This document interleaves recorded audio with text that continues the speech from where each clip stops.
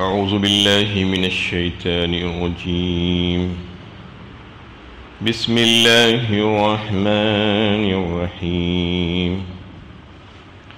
وقال موسى يا فرعون إني رسول من رب العالمين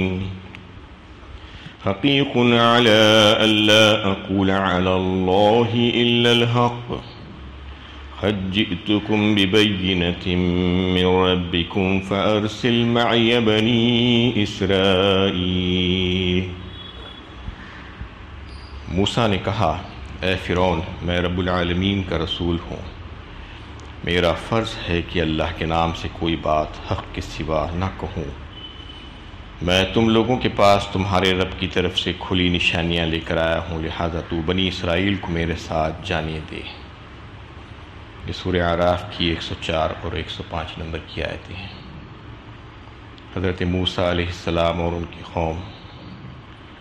کے واقعات بیان ہو رہے ہیں۔ اس سے گزشتہ درس میں بھی کچھ باتیں حضرت موسیٰ علیہ السلام اور ان کو جو معجزات اور بینات دیے گئے تھے اس کے بارے میں آئی تھی۔ اب یہاں سے بھی موسیٰ علیہ السلام ہی کے واقعات تفصیل کے ساتھ بیان ہوں گے۔ جب موسیٰ علیہ السلام کو فرعون کے دربار میں بھیجا گیا مصر میں نبی بنانے کے بعد، تو انہوں نے وہاں جا کر اس کے سامنے یہ اعلان کیا کہ میں کوئی ایسا ویسا نہیں ہوں، بلکہ میں تو اللہ رب العالمین سارے جہاں کا پروردگار پالنہار کا قاصد ہوں، رسول ہوں، اس کا فرستادہ ہوں۔ حقیق علی الا اقول الا اللہ الا الحق، اور میں جو کچھ بھی بات کہوں گا وہ بالکل حقیقت پر مبنی ہوگی، بالکل سچائی پر مبنی ہوگی۔ میں کوئی ایسی بات اپنے رب کی طرف منسوب کر ہی نہیں سکتا، کیونکہ اللہ تعالیٰ اپنے رسولوں کو بذریعہ وحی جو پیغام دیتے ہیں وہ پیغام ایک امانت ہوتی ہے، اور امانت میں کسی قسم کی کمی پیشی کرنا خیانت ہوتا ہے، اور کسی رسول کسی نبی خیانت کر ہی نہیں سکتے، کوئی گناہ ان سے ممکن ہے ہی نہیں، وہ معصوم ہوتے ہیں۔ اس لیے میں جو کچھ بھی تمہارے سامنے بات کر رہا ہوں اور پیش کر رہا ہوں وہ سب کا سب بالکل سچ ہے۔ قد جئتکم ببینۃ من ربکم فارسل معی بنی اسرائیل، اور میں ایسے ہی نہیں آیا ہوں بلکہ میرے ساتھ کچھ معجزات بھی ہیں میرے رب کی جانب سے، بالکل کھلے اور واضح دلائل لے کر میں تمہارے سامنے آیا ہوں اور پیش کر رہا ہوں اپنے رب کی جانب سے۔ فارسل معی بنی اسرائیل، لہذا تم بنی اسرائیل کو میرے ساتھ بھیج دو۔ یہ بنی اسرائیل کا جو تذکرہ یہاں پر آ رہا ہے اس کے بارے میں پہلے جب تک معلوم نہ ہو جائے بات سمجھنے میں آسانی نہیں ہوگی۔ تو اس وقت مصر میں دو قومیں آباد تھی، ایک قوم فرعون جو تھی وہ قبطی کہلاتے تھے، قبطی، اور دوسرے قوم بنی اسرائیل۔ دو قومیں وہاں پر اس وقت موجود تھی۔ بنی اسرائیل کس کو کہا جاتا ہے؟ حضرت یعقوب علیہ السلام کی جو اولاد تھی ان کو بنی اسرائیل کہا جاتا ہے۔ حضرت یعقوب علیہ السلام کا لقب اسرائیل بھی تھا، ان کا ایک نام اسرائیل تھا۔ حضرت یعقوب علیہ السلام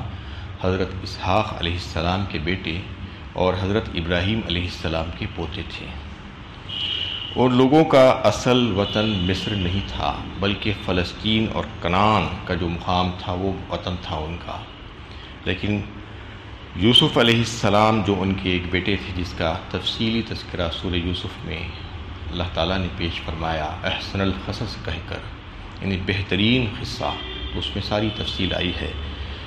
جو حضرت یعقوب علیہ السلام کے 12 بیٹے تھے اس میں سے ایک بیٹے حضرت یوسف علیہ السلام بھی تھے، ان کو کسی طریقے سے مصر پہنچا دیا گیا تھا۔ مصر میں جانے کے بعد اللہ تعالیٰ نے ان کو جو ہے وہاں پر اقتدار بخشا، اور پھر وہیں پر وہ جو ہے بادشاہ بھی ہوئے، اور پھر انہوں نے اپنے سارے خاندان کو دعوت دی، اپنے والدین اور اپنے بھائیوں وغیرہ کو مصر منتقل ہونے کے لیے۔ وہ سارے لوگ وہاں پر منتقل ہوئے اور عزت کا مقام حاصل کیا اور وہاں پر با اثر رہے۔ ان کی نسل وہاں پر خوب بڑھی، یہاں تک کہ چند صدیوں میں وہ ایک بڑی قوم بن گئے۔ یعنی جس وقت وہ مصر میں داخل ہوئے تھے حضرت یوسف علیہ السلام کی دعوت پر، تو وہ 12 بھائی تھے، ان سے 12 خاندان چلے، اور جب مصر سے نکلے حضرت موسیٰ علیہ السلام کے ساتھ، تو وہ قوم کتنی بڑی تھی اندازہ کیجئے کہ 6 لاکھ بتایا جاتا ہے روایتوں میں، 6 لاکھ لوگوں پر مشتمل تھی وہ قوم، 12 خاندانوں سے جو بڑے تھے چند صدیوں میں۔ تو اس کو جو ہے اللہ تعالیٰ نے مصر سے نکالنے کے لیے حضرت موسیٰ علیہ السلام کو بھیجا تھا کہ مصر کے مشرکانہ ماحول اور دنیا پرستانہ تمدن میں رہتے ہوئے ان کے اوپر اندر اخلاقی کمزوریاں پیدا ہو گئی تھی، اور فرعون وہاں کا جو ظالم حکمران تھا ان کو جو ہے غلام کی حیثیت دے کر رکھ دی تھی۔ وہاں پر ان لوگوں کو اس ساری خاندان کو غلام بنا لیا تھا اور ان کے اوپر سخت مظالم ڈھاتا تھا، ان کو بالکل جانوروں جیسا ٹریٹ کیا جاتا تھا ان کے ساتھ، اور ان کے بچے پیدا ہوتے ہی مرد جو بچے ہوتے تھے اس کو ہلاک کر دیتا، مار ڈالتا، کہ جو ہے ظالم منصوبہ بندی کرتا تھا کہ بچے رہے ہی نہ اور نہ جو ہے اس سے آبادی بڑھے، اور لڑکیوں کو چھوڑ دیتا تھا تاکہ ان کے گھروں کے کام کاج کرے، ماما گیری کرے اور ان کی ضرورتیں پوری کرے۔ یہ سارے کام وہ اس قوم سے لیا کرتا تھا، ظلم و ستم کی انتہا تھی اس کے اوپر۔ ان سخت آزمائشوں سے گزرنے کے باوجود بھی اللہ تعالیٰ نے ان کو ان کے دین پر، جو آبائی دین تھا، اس پر قائم رکھا۔ حضرت ابراہیم، حضرت اسحاق اور حضرت یعقوب کا جو اصل دین تھا، دین حق، اس پر ان کو قائم رکھا تھا، ان کو وہ ورثے میں ملا تھا۔ اس وجہ سے اللہ تعالیٰ کی رحمت جوش میں آئی، اور ان لوگوں کو اللہ تعالیٰ نے فرعون کے پنجے سے چھڑانے کے لیے حضرت موسیٰ علیہ السلام کو، جو بنی اسرائیل ہی میں سے تھے، رسول بنا کر بھیجا۔ ہر دور میں فرعون ہوتا ہے، اور ہر دور کے فرعون کو چھڑانے کے، فرعون سے نجات دلانے کے لیے قوم کو موسیٰ پیدا کرتی ہیں اللہ تعالیٰ، لیکن بشرطے کہ وہ قوم اللہ تعالیٰ کی طرف رجوع ہو اور اللہ تعالیٰ کے احکامات کو پورا کرنے والی ہو، تو پھر اللہ کی رحمت جوش میں آتی ہے۔ جیسا کہ قوم بنی اسرائیل اصل دین پر قائم تھے وہاں پر رہتے ہوئے، وہ ایک دوسری جو قوم تھی وہ قوم قبطی تھی، وہ تو الگ قوم تھی، لیکن یہ قوم اصل جو ہے آبائی دین پر قائم تھی، اور اس میں کچھ گڈ مٹ ہو گیا تھا وہاں کے حالات اور وہاں کی تہذیب اور تمدن، اور وہ لوگ جو ظلم و شکار ہو گئے تھے، ظلم و ستم کا فرعون کی جانب سے، تو اس کی وجہ سے ان میں کچھ خرابیاں پیدا ہوئی تھی، لیکن وہ اصل دین جو ہے قائم تھا ان کے پاس، اس پر ہی تھے، اس کی وجہ سے اللہ تعالیٰ کی رحمت جو ہے جوش میں آئی، اور ان کو اس سے نکالنا اللہ تعالیٰ نے یہ طے کر لیا۔ تو بنی اسرائیل کے بارے میں اللہ تعالیٰ نے جو ایک منصوبہ بنایا تھا کہ انہیں فرعونیوں سے نجات دلائی جائے، یعنی وہ مصر سے ہجرت کر جائیں، اور پھر اللہ تعالیٰ چاہتے تھے کہ مصر سے نکل کر ان کا جو اصل وطن ہے فلسطین، کنعان جو تھا، وہاں پر ان کو لے جا کر بسا دیا جائے، اور اس سلسلے میں فرعون کوئی رکاوٹ نہ ڈالے۔ اس کے بعد کچھ عرصے تک صحرائے سینا میں ان کو رکھ کر ان کی تربیت کی جائے، ان کو وہاں پر رکھا جائے، کیونکہ ان کے اندر صدیوں سے رہتے رہتے غلامانہ ذہنیت پیدا ہو گئی تھی۔ فرعون اور اس کے لوگ جو ان کے اوپر ظلم ڈھا رہے تھے اور ان کو غلام بنا کر رکھے تھے، تو وہ ذہنیت کو ختم کرنا تھا، ان کی ایک اچھی تربیت ہونی تھی، اس وجہ سے کہ ان کو حامل وحی بنانا تھا، اور ان کو وہ منصب عطا کرنا تھا جو دنیا کی پیشوائی اور اقتداء کے لیے ضروری ہوتا ہے، اس لیے ان کی تربیت کرنی ضروری تھی۔ اس تربیتی کیمپ سے ان کو گزارنے اور کوہ طور کے دامن میں شریعت عطا کرنے کے بعد انہیں سرزمین فلسطین میں بسائے جائے، یہ اللہ تعالیٰ کا اصل منصوبہ تھا۔ جو ان کا آبائی وطن تھا فلسطین، ان کو مصر سے نکال کر پھر سے فلسطین میں لے جایا جائے، تاکہ اس کی مرکز کو دعوت دینے کی حیثیت جو ابراہیم علیہ السلام نے جو ہے قائم کی تھی، اس کو بحال کیا جائے، اور دنیا والوں پر دین توحید کی حقانیت کو ثابت کیا جائے اور واضح کیا جائے۔ توریت میں بھی جس وقت موسیٰ علیہ السلام کو نبوت عطا ہوئی تھی اس وقت انہیں بتا دیا گیا تھا کہ بنی اسرائیل کو مصر سے نکال کر فلسطین میں پھر سے بسانا ہے۔ توریت میں یہ سارے واقعات حضرت موسیٰ علیہ السلام اور ان کی قوم اور فرعون کے ظلم و ستم کے تعلق سے تفصیل کے ساتھ موجود ہے، اور اس میں انہیں یہ بھی ہدایت کر دی گئی تھی کہ وہ بنی اسرائیل کے بزرگوں پر واضح کرے کہ خدا انہیں فلسطین لے جانا چاہتا ہے۔ اس کے تعلق سے سورہ مائدہ میں تفصیل کے ساتھ بات آ چکی ہے، اس سے پہلے 6 پارے میں، کہ کس طریقے سے اللہ تعالیٰ نے قوم بنی اسرائیل کو فرعون سے نجات دینے کے بعد ان لوگوں کو یہ حکم دیا گیا تھا کہ تم اپنے آبائی وطن ملک شام یا فلسطین میں جا کر بسو، اور وہاں پر ایک قوم آباد ہے، ان سے لڑو، اللہ تعالیٰ تمہیں فتح عطا فرمائیں گے۔ لیکن انہوں نے اللہ تعالیٰ کا حکم نہیں مانا، تو پھر ان کو کس طریقے سے سزائیں دی گئی اور کس طریقے سے ان کو وادی تہ میں جو ہے چھوڑ دیا گیا، ایک لمبے عرصے تک اس کی تفصیل اس سے پہلے سورہ مائدہ میں آ چکی ہے۔